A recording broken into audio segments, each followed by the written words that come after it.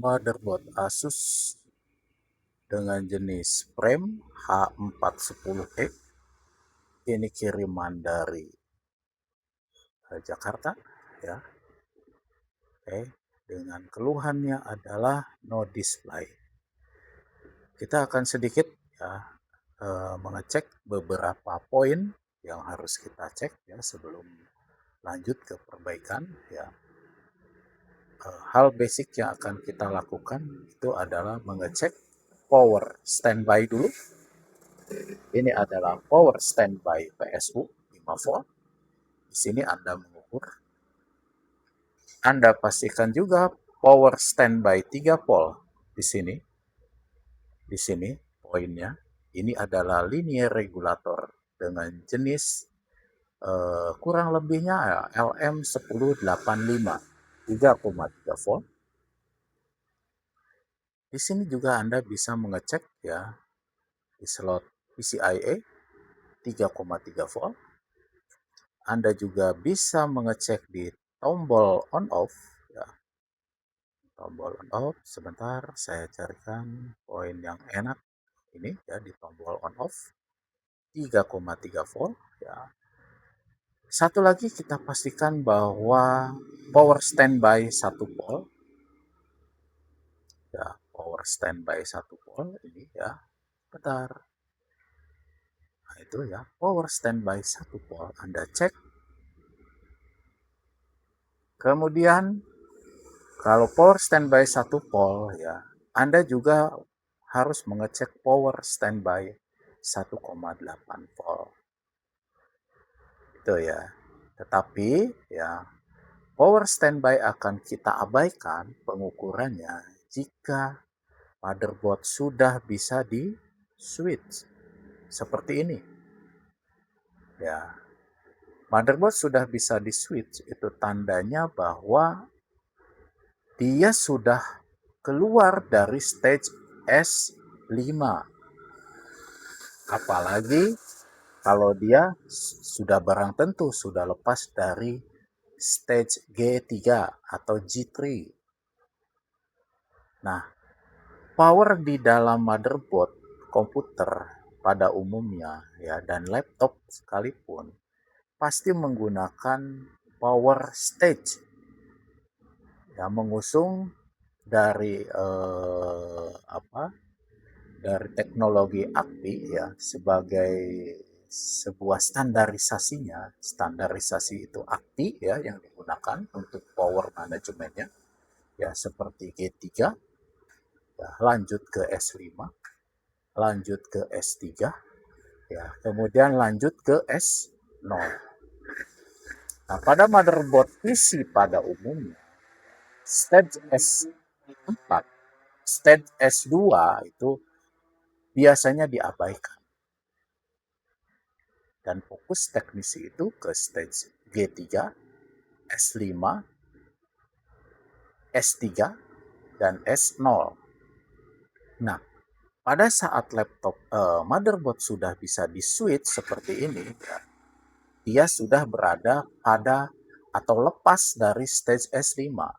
Berarti Anda harus mengukur power tegangan yang berada di stage S3 dan S0. Ya, ini bahasa teknis ya. Hanya sebagai pengetahuan dasar saja. Mari kita cek ya, apakah tegangan pada stage S3 dan S0 sudah hadir? Kita awali dengan tegangan RAM. Ya, dalam kondisi DO gini, apakah tegangan RAM sudah hadir atau tidak? Kita cek di power lilitan RAM-nya di sini ya, kita cek. Right, Anda lihat ya, power tegangan RAM bernilai 0,2 volt. Tentu saja ini menjadi sebuah problem. Kita lanjutkan saja ya di power PPPM atau PPPRAM 0 volt. Kita lanjutkan ke tegangan lainnya seperti ini ya. Ini tegangan PCCST ya atau PCC PLL.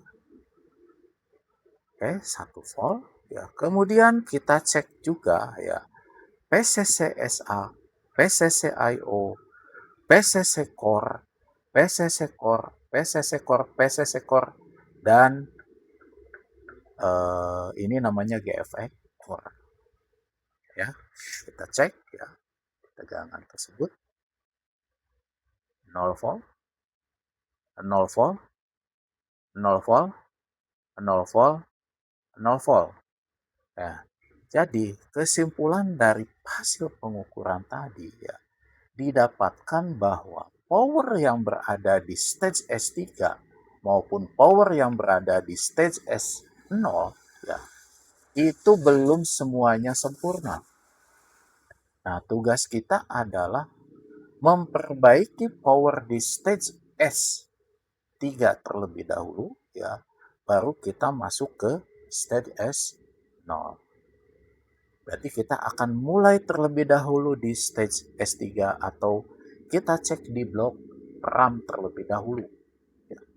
Apakah dengan memperbaiki blok RAM itu ya kita akan berhasil dengan otomatis ya menghadirkan tegangan yang lain ya, ya kita perlu cek terlebih dahulu, selesaikan terlebih dahulu ya stage per stage-nya. Jangan random kemana-mana ya. Nanti di video yang lain kita akan belajar pengetahuan basic ya tentang power aktif. Ya. Hal ini penting sekali ya kalau menurut saya. Itu kan menurut saya pribadi penting. Ya. Sebagai pengetahuan saja ya karena pada dasarnya nanti di lapangan ya seorang teknisi itu ya nggak melulu mengurusi masalah teknis seperti teori-teori yang tadi ya. Tapi setidaknya ya dia mengetahui apa yang dia kerjakan. Apakah ini kerusakan di stage S3? Apakah kerusakan di stage S0? Ya, tentu saja ini berkaitan dengan power ya, ya power PWM-nya ya, atau power regulator linear regulatornya. Oke, seperti itu saja ya pengetahuan dasar tentang pengecekan pada sebuah motherboard dengan kasus no display. Ini tentu saja ya fan ini terasa tidak tidak bereaksi ya, tidak panas ya, karena power picornya pun belum hadir. Ya. Seperti itu ya, kawan-kawan. Terima kasih. Selamat siang.